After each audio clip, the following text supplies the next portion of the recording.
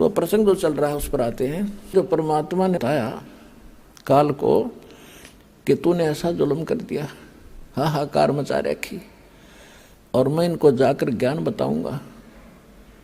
तो एकदम भयंकर होकर मुझे मारने के लिए दौड़ा धर्मदास, परमात्मा बता रहे हैं। और मैंने श्वास का सिमरण कर दिया, सतनाम का सिमरण किया, और उस सिमरण के ताकत से वो इतना कंडम हो गया, ऐसी स्थिति होगी, ऐसा गिर गया पृथ्वी पर जैसे पक्षी की पांख कट जाया करें, वो उड़ नहीं सकता और पड़ा पड़ा फड़फड़ा रहा होता है। अपने आत्माओं परमात्मा उन्होंने तो कोई ज़रूरत नहीं थी सिमरण समरण करने की, वो तो मालिक है। लेकिन हमें ये सतर्क करना चाहते हैं कि जिस समय आपके ऊपर कोई भी आपत्ति किसी प्रकार की आ जाए, चाहे कोई आध्यात्मिक है या सांसारिक है, उस समय आपको प्रथम मंत्र मिला है तो प्रथम मंत्र का सिमरण शुरू कर दिए, जाप करिए। द्वितीय मिला है तो द्वितीय का शुरू कर दीजिए। सारनाम मिला है तो वो सारनाम और सारा मिला करके जो बनाया गया है उसका जाप कीजिए। तो आपके ऊपर तुरंत उसका प्रभाव हट जाएगा। कोई भी किसी प्रकार का संकट आप पर आए, यदि आपकी मर्यादा सही होगी, आपका कनेक्शन पावर ठीक होगा, यानी काम नाम खंडित नहीं होगा, तो आप पर वो कोई प्रभाव नहीं डाल सकता। अब वो उस माध्यम से परमात्मा हमें सतर्क कर रहे हैं कि कभी तुम्हारे ऊपर ऐसी आ भी जाती है आपदा, तो तुरंत मालिक ने याद जरूर करी इस स्मरण के माध्यम से। फिर देखियो,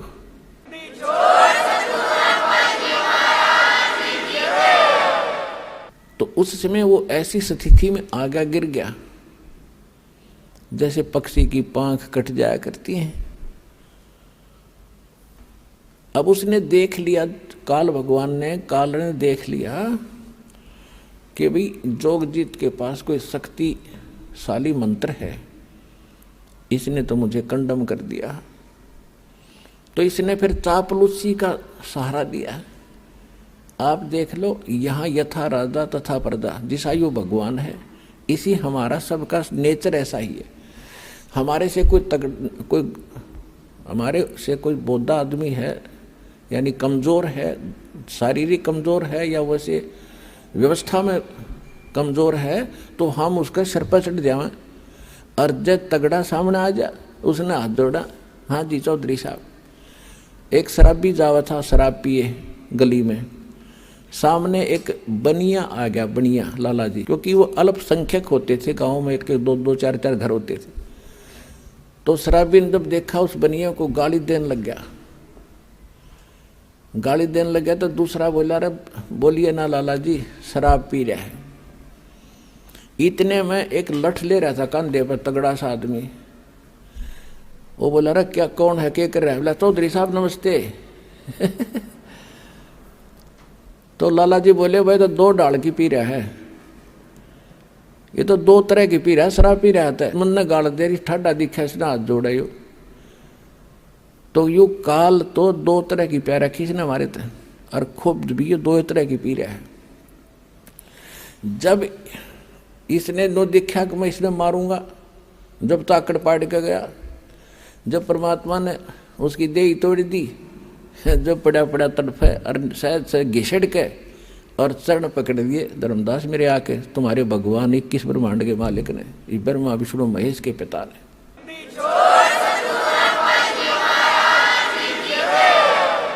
और बुरी तरह रोए, तू मेरा बड़ा भाई, मैं तेरा छोटा भाई, छोटे तो गलतियाँ करा करते हैं, बड़े तो माफ़ी करा करते हैं, आप मुझे क्षमा कर दो, मैंने तो वैसे भाई जान कर आपके साथ लड़कपन कर दिया है, माफ़ कर दो, मैं तो आपको भगवान पिता के समान मानता हूँ, मुझे क्षमा करो।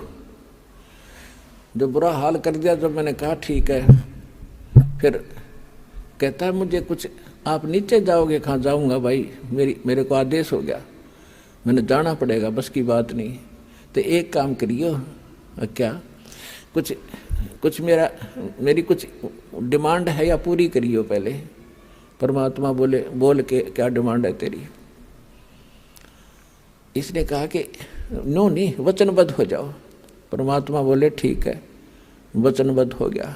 मांग क्या मांगता कि 3 युगों में, सतयुग, त्रेता, द्वापर में, और जीव थोड़े ले जाना। यदि आप सारे जीव अभी ले जाओगे तो मैं भूखा मरूंगा, मैं क्या खाऊंगा, मुझे तो श्राप लगा हुआ है। परमात्मा बोले श्राप भी तो तेरी बकवादों से लगा होगा, है तेरे मारने चला टक्या नहीं, ये भी दुखी कर दिया आत्मा। 3 युगों में जीव थोड़े ले जाना, और चौथा युग जब कलयुग आवे तब तो शरण जीव बहु जावे। ऐसा वचन हर मोय दीजे, तब तुम गवन संसार ही कीजे। कि हे भगवान, हे परमात्मा, मुझे आप ऐसा वचन दो और फिर तुम नीचे जाना। क्या मांगा इसने? एक तो ये मांगा था कि 3 युगों में जीव थोड़े ले जाना, और चौथा युग जब कलयुग आवे उस समय कितने ही जीव ले जाना। और दूसरी प्रार्थना ये की थी कि दाता आप जोर जबरदस्ती ना करना, अपना ज्ञान सुना के, और जो आपके ज्ञान को स्वीकार करे हृदय से वो आपका हो और शेष मेरे रहें। तो परमात्मा को पता था कि ज्ञान इनको हो जाएगा, फिर यहाँ रहेंगे कैसे, ज्ञानत कराऊंगा इनको जाकर चौथे युग में। तो परमात्मा ने कहा ठीक है, यह भी मान ली तेरी प्रार्थना। फिर क्या कहा कि त्रेता युग में मेरा एक अंश जाएगा, रामचंद्र नाम होगा, राजा दशरथ के घर जन्म होगा, और उसके प्रारब्ध में ऐसा लिखा हुआ है कि उसकी पत्नी को एक राक्षस उठाएगा, लंका में ले जाएगा, और उस समय उससे छुड़वाने के लिए उसको पुल की आवश्यकता पड़ेगी समुद्र पार करने के लिए। आपके बिना ये काम दाता कोई नहीं कर सकता, या दया करियो।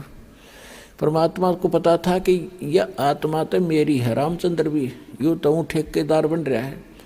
अपने आत्माओं जैसे आपका कोई पुत्र या पुत्री है और कोई रोगी है आज के दिन किसी कारण से, मान ले देखो सत्संग ये ऐसा सत्संग है इसमें सारे पॉइंटों पर हिंट देने पड़ते हैं, हर तरह के भगत होते हैं। अब जैसे यहाँ अधिकतर रोगी आते हैं, क्यों काल ने सत्यानाश कर दिया, भक्ति खत्म करवा दी, पिछले पुण्य खत्म हो लिए, आगे भक्ति इनके पास थी नहीं, माथा टेक टेक उन चौराहे वाली माताओं पे बैठा लिया। अब सब रोगी हो गए, किसी को कोई हानि है, कोई मेंटली डिस्टर्ब है, किसी को कैंसर है, किसी को हाहाकार माचरी। तो भक्ति की शक्ति बिना ये शरीर चलेगा कैसे, ये मट्टी है। तो अब जैसे यहाँ आते हैं और कति लास्ट स्टेज पर मृत्यु के निकट है, यदि सच्ची श्रद्धा से सच्चे दिल से समर्पित होकर भक्ति करेंगे तो कति ठीक करेगा, गारंटीड बात है, स्वस्थ होंगे यदि नीत भक्ति की होगी तय।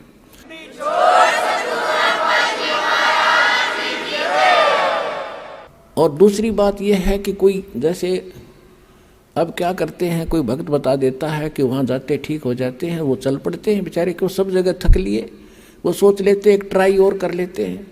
तो ट्राई करने आने वाले को यहाँ राहत नहीं मिलेगी। हाँ, यहाँ समर्पित होकर ज्ञान सुन का आवे, और चलो ट्राई करने आ भी गया तो हमारे नियमों का फॉलो करे जो हम यह बताते हैं। फिर देखना रोज चांदना देगा परमात्मा, जैसे दीपक में तेल डाल दिया जाता है ऐसे राहत मिलेगी आपको। यहाँ भगवान है, समर्थ सर्वशक्तिमान कबीर साहब की शक्ति है यहाँ पर।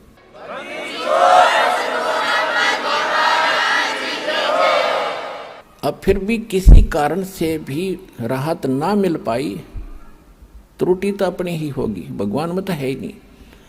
सतगुरु के दरबार में भाई कमी कहे की ना, अनसा मौज नहीं पावता तेरी चूक चाकरी माँ। इस सच्चे दरबार में कबीर भगवान की डिक्शनरी में इम्पॉसिबल वर्ड नहीं है, असंभव शब्द नहीं है इस भगवान के दरबार में। यदि कोई आप नहीं राहत प्राप्त कर रहे हो तो आपकी चाकरी में दोष है, कमी है, त्रुटि है, आपकी कोई श्रद्धा भाव और सिमरन भक्ति में कोई दिक्कत है, उसको सुचारू करो, वो अवश्य मिलेगी। अब कहने का भाव ये है कि अब जैसे किसी का बाप बीमार है, 70 साल का हो गया और नाम ले लिया उसने, दुखी गणा था, दीक्षा ले ली, राहत तो मिलती है, लेकिन फिर भी किसी कारण से त्रुटि रह जाती है, कोई नियम खंडित कर देते हैं, आदत छूटती नहीं। काल ने तो यही तक नाश कर रखा है कि इनको सुख नहीं हो, दुख हो जितना हो, नाम ले जाते हैं। और बहुत से भक्त ऐसे आते हैं जी कति ठीक हो गया था और इसने बीड़ी पी ली, क्यों माड़ी राहत होगी, वो बकवाद फिर भागी और फिर वही स्थिति होगी। तो भाई ऐसे व्यक्ति को यहाँ कोई स्थान नहीं है। अब भगवान नहीं सुनेगा ऐसे व्यक्ति की, दोबारा नाम लो और फिर ठीक हो जाएगा, आगे नियमित रहना। इस कारण से वो कोई नाम खंडित करने से मृत्यु भी प्राप्त हो जाती है। अब हम तो रो रहे हैं कि हे भगवान यू क्यों मर गया, क्योंकि हमारा पिता था या हमारा पुत्र था, हम तो एक सुख के ठेकेदार बने, वो तो आत्मा तो उस परमात्मा की थी, उस परमात्मा की आत्मा है और उसको नाम दे दिया, नाम दे दिया तो उसको मनुष्य जीवन मिलेगा। इस नाम का एक बार भी जाप करके जो दास प्रथम मंत्र देता, और यदि शरीर छूट गया तो मनुष्य जीवन गारंटीड है, भक्ति मिलेगी। और इस अनमोल अमृत को बचा कैसे रखा था, छुपा क्यों रखा था, इसलिए रखा था कि ये जरूरत है इसकी। पहली बात तो स्वस्थ करेगा और इस सज्जन में मोक्ष करने की चेष्टा करेंगे परमात्मा, फिर भी क्योंकि घड़ा बिगड़ा हुआ काम है सारा, कोई न कोई त्रुटि हुए बिना रहती नहीं, किसी कारण से मृत्यु भी हो जाती है तो उसका तो भाग जाएगी। दोनों हाथों में लाडू, सतलोक आसन बरवाड़ा में आपके, जब स्वस्थ हो गया तो भक्ति इस जीवन में करियो, और जब मृत्यु होगी किसी कारण से तो नेक्स्ट जीवन 10वें महीने आ लेगा अपनी माँ की गोदी में, यहीं पर नया कपड़ा पहन के।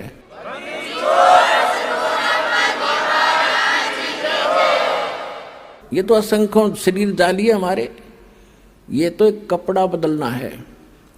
और पुण्यात्माओं जब आपको ज्ञान होगा ना इस बात का, जैसे आपका धोती कुर्ता पजामा फट गया और आपके बक्स में आपकी टैची में अरका चादर है नया, तो क्या करोगे, न फेंकोगे बाहर, अरका चा काट के तुरंत पहनोगे। तो ये जो शरीर है ये तो एक कपड़ा है, अगर ये खराब हो गया तो इस मंत्र से मोक्ष से पहले भी अगर खराब हो जाता है तो नया तैयार रखे आपका टैची में, पैर के तुरंत आ लोगे यहीं पर और पार हो जाओगे। इसको ज्ञान समझना, ये कोई डूम बाट के गीत नहीं, कोई रागनी बनानिया की रागनी नहीं, ये कोई फिल्मी लोगों की बनाई हुई दंत कथा स्टोरी नहीं, ये परमात्मा का दिया अध्यात्म ज्ञान है और इसको 100% सत्य है और आप भी इसको सत्य मानना। तो जो प्रसंग चल रहा था हम उसी पर आते हैं। तो इस काल ने ठेका ले रखा है, ये भी हम इसके हो गए और हैं हम सभी आत्मा परमात्मा की। तो उसने ये प्रार्थना की थी कि मेरा पुत्र जाएगा विष्णु रामचंद्र रूप में, और वहाँ पुल की जरूरत पड़ेगी जब रावण सीता ने ठावेगा, आप दया करियो। परमात्मा बोले कोई बात ना, क्योंकि परमात्मा ने पता था को यू ना कहे तभी मैंने जाना पड़ा, क्योंकि बच्चा तो मेरा ही है। कहीं भी कोई दुख आत्मा है तो दाता रो तो वही रहा आपके लिए। कबीर साहब कहते हैं मैं रो तू सृष्टि को, और ये सृष्टि रोए मोहे, और गरीबदास इस वियोग को समझ नहीं सकता कोई, क्योंकि गरीबदास जी को भी परमात्मा सतलोक लेकर गए थे, फिर वापस छोड़ा था। तो उनको समझा रहे हैं कि मैं इनको रो रहा हूँ गरीबदास,